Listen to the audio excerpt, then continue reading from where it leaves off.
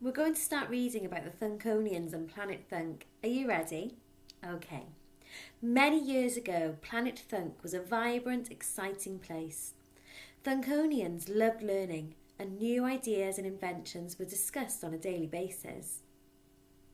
No one really knows what happened, but one day all of the ideas dried up and Thunkonians forgot how to learn. Some say it's because computer games took over and Thunkonians stopped thinking for themselves. Others say the endless wars and arguments finally ground the planet down. Whatever the reason, Thunk became a sad, desolate place to live. No one had any fresh ideas. They seemed to have lost the power to think of anything new. If, as happened once in a while, they did have an original thought, they always gave up on it the minute they encountered a problem. This, together with the fact that Thunkonians forgot how to talk respectfully to each other and to work together, meant that jobs were never completed. Buildings scattered the planet like old ruins because builders gave up if they couldn't agree on something or if they were tired. Most Thunkonians travelled everywhere on foot because cars were left if they broke down, and buses were always late because no one could be bothered to work out an accurate timetable. Thunkonians dressed in the same way, ate the same food and lived the same lives. They stopped using their senses and walked around like robots, uninterested in anything around them. Pollution was destroying the planet and diseases were spreading because scientists had lost the ability to ask questions or solve problems. In fact, it seemed as though Thunkonians had forgotten all the lessons of the past and were trapped in the present with no way of making a better future.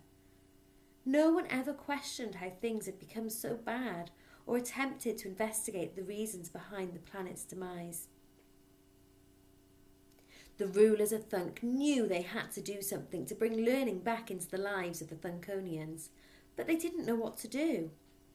They decided to travel the length and breadth of Thunk in the hope that sooner or later something would inspire them.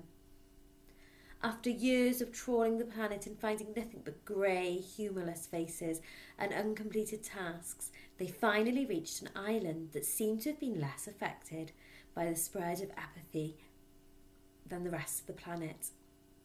The first inhabitant they came across was a young, smartly dressed lady who introduced herself as Accuracy. She greeted the rulers with a smile, something they had not seen for a long time, and invited them into her house. They were astounded by what they saw.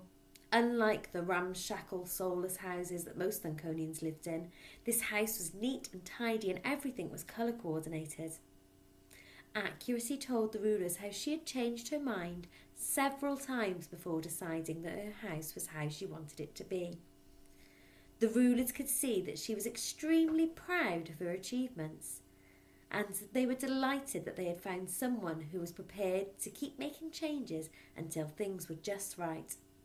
They told Accuracy of the plan to bring learning back to Thunk, and she agreed to help them. What achievements are you proud of at Mono Primary? What things do you think make our school such a great learning environment? Have a look at this week's task and see what you can write down. Thank you.